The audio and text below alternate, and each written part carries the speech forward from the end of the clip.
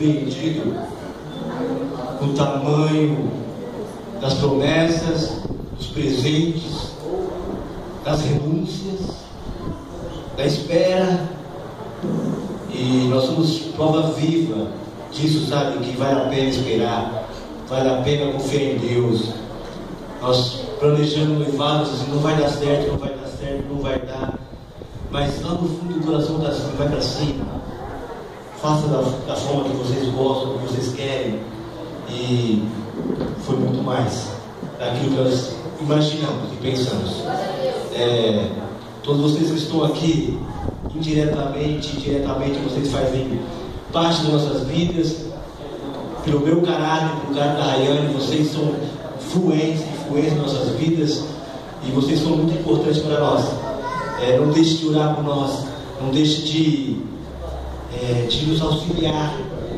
E amamos vocês. Vocês fazem parte das nossas vidas, da nossa história.